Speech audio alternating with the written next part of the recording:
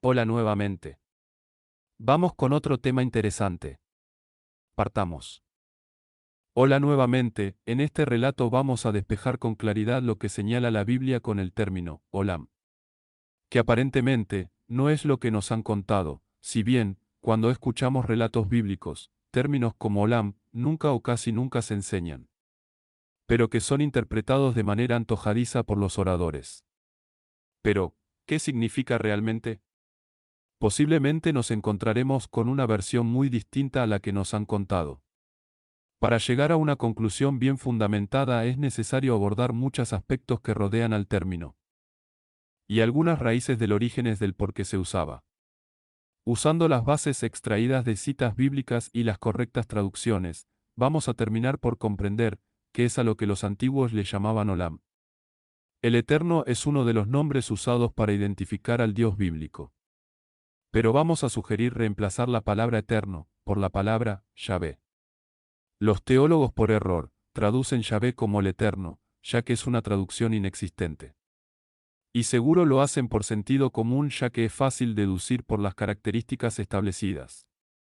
Este debe ser eterno, ya que Yahvé, por ser un Dios, debe ser el eterno. Por lo tanto, es una traducción injustificada. Partamos por referirnos al término eternidad, que se encuentra en varias citas. Por ejemplo, se dice que Yahvé es Señor de la eternidad o Dios de la eternidad. Este término siempre está presente y lo señalo solo como un ejemplo. Cuando encontramos el término eternidad en hebreo tenemos la palabra olam. Olam se traduce entonces como eternidad. Pero, ¿qué significa eternidad? Hay un diccionario de hebreo bíblico y arameo en el cual dice lo contrario sobre el término olam. Dice no traducir como eternidad. Entonces el diccionario dice que no traduzcas como eternidad. Pero en la Biblia, por motivos desconocidos, siempre lo encontramos traducido como eternidad. Si tomamos el Talmud y miramos uno de los más de 60 tratados, el término olam lo vamos a encontrar escrito con el plural olamim y se traduce como mundo o universo. Olamín es el conjunto de mundos. Entonces tenemos que en el Talmud lo traducen como universo o conjunto de mundos, porque es plural. Entonces la traducción, eternidad, equivale nuevamente a una traducción inventada sin sentido. Así que vamos a sustituirla para tener un mejor entendimiento de los pasajes bíblicos. Hablemos del Salmo 24, donde se lee: Alzad, oh puertas, vuestras cabezas, y alzaos vosotras, puertas eternas, y entrará el Rey de Gloria, que es literalmente sería el Rey de Cabot. Esta cita de Salmos es una invitación al creyente para invocar la entrada al Dios, al Yahvé. Pero el creyente tiende a creer que es una entrada espiritual e individual. Pero esta entrada es física. La cita se refiere a una invitación a Yahvé para que entre por el portal Olam a este lugar físico. Recordemos que ya está definido que la gloria de Dios es el Cabot. Esta oración bíblica de Salmos 24 ya se ha estudiado en institutos bíblicos, donde se define esta oración como se indica. Que lo eterno son las puertas mismas, son eternas ya que han sido construidas en un pasado infinitamente remoto. El concepto de eternidad se refiere directamente a la visión del universo y sus habitantes mencionados en el Salmo 24. A los viajes de los llamados dioses en la Biblia y de todo el planeta mismo. Ahora presta atención a lo que plantea el profesor Avilov, es director del Departamento de Astronomía de Harvard, que es realmente interesante. El profesor Avilov señala la posibilidad de la existencia de civilizaciones superiores a la nuestra. Inició el proyecto Galileo precisamente con el objetivo de recopilar documentación científica sobre la existencia de tales civilizaciones. Mientras tanto, en la revista científica American, discutió algunas hipótesis sobre el posible origen de nuestro universo, señalando esto. El universo puede haber surgido de una fluctuación del vacío, o puede ser un fenómeno cíclico, con periodos repetidos de contracción y expansión, o pudo haber surgido de un principio entrópico. Sin embargo, también podemos considerar la teoría de cuerdas. Entre las muchas hipótesis, destaca una verdaderamente inusual, y argumenta que pueden existir civilizaciones en diferentes grados evolutivos, que define con letras del alfabeto. Clase A, clase B, clase C y clase D. civilizaciones que pueden ser parte de la creación del universo. El profesor Avilov dice que nuestra civilización es una civilización de bajo nivel tecnológico, clasificable en la clase C, porque somos incapaces de controlar las condiciones de habitabilidad de nuestro planeta y preservarlas para el día en que el Sol muera. Incluso dice que podríamos ser clasificados como clase D, en esa escala, porque estamos destruyendo el medio ambiente en el que vivimos. Continúa diciendo que, una civilización de clase B, por lo tanto, superior a la nuestra, podría ser independiente de su estrella o planeta. Una civilización de clase A, por otro lado, podría recrear las condiciones cósmicas, que dieron origen a su propia existencia. Es decir, producir un universo en un laboratorio. Esta consideración, hecha por un científico, crea implicaciones considerables desde un punto de vista religioso. Y esto recuerda dos pasajes de la Biblia que podrían evocar este escenario. El primero se encuentra en Génesis 2, 8, versículo en el que se menciona la construcción del llamado Gan Edén. Y allí está escrito que el Elohim, llamado Yahvé, plantó un jardín en el Edén, un Miquedem. Miquedem es un término que normalmente se traduce como en Oriente. Así que, Miquedem significa lo que viene antes. Y para simplificar toda la revisión del hebreo y significado de cada palabra, llegamos a esta traducción. El lugar de donde sale el sol. Y lo que se deriva de estas expresiones entonces es que la civilización de los Elohim estableció muchos Gan Edén, uno de los cuales es el bíblico basado en modelos anteriores. Por lo tanto, la civilización de los Elohim podría ser una clase B o una clase A, ya que fue capaz de ir más allá de lo que conocemos. El otro pasaje en la Biblia es el mismo, Salmo 24. Y lo cita Monseñor Corrado Balducci, quien desde el Vaticano también estaba tratando la cuestión de la posible vida fuera de la Tierra. Dice que, Salmo 24, contiene evidencia de que la Biblia mantiene rastros de la existencia de los habitantes de la Tierra y de otros habitantes del universo, porque los primeros versos dicen: de Yahvé es la tierra, y todo lo que contiene, el mundo, y todo lo que mora en él. Monseñor Balducci afirmó que aquí hay una clara distinción entre los habitantes de la Tierra y los habitantes de otros lugares del universo que Yahvé parecía visitar. Estas poblaciones eran Olam, que no son conocidas por los hombres. Esto es muy interesante, porque nos señala la existencia de un posible lugar donde habitaron los Elohim. Estos seres pertenecientes a una cultura, sin duda de una clase superior a la nuestra.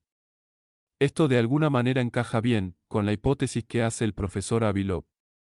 Piensa en un viaje de las deidades egipcias a la llamada Duat, que podría ser el mundo de origen y al que podían volver.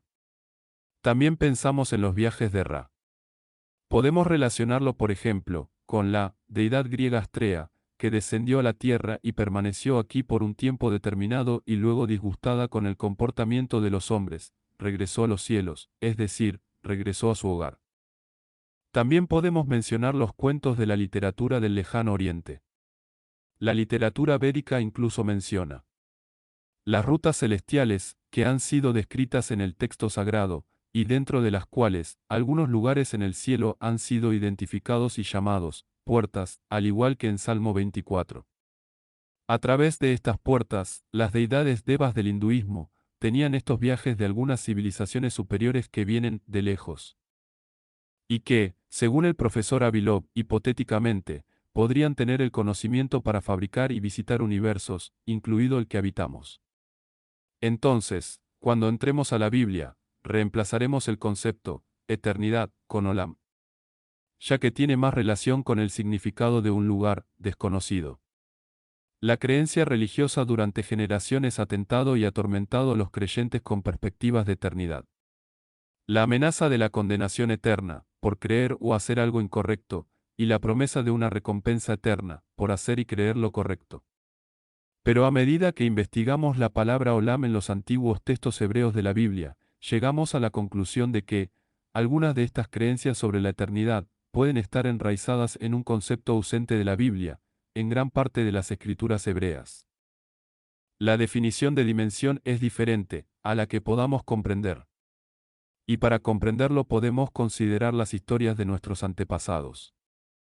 Si piensas en las historias nórdicas, donde hay una dimensión que está ocupada por seres más avanzados. O la antigua historia celta del Chía, que era una dimensión paralela inmediatamente, adyacente a la nuestra. O los antiguos celtas que tenían prácticas místicas, diseñadas para sintonizarnos con las realidades de otra dimensión. Y tenemos la cultura aborigen australiana, que hablan sobre el sueño, o el tiempo del sueño. Son historias sobre otra dimensión, otra capa de esta realidad que está más allá del ámbito habitual de nuestros sentidos. Y sugeriría que esta palabra olam es una pista de que, en la Biblia puede haber existido ideas similares. Entonces veamos algunos pasajes bíblicos que nos arrojarán más datos que ayuden a entender el término olam en el libro de Eclesiastés.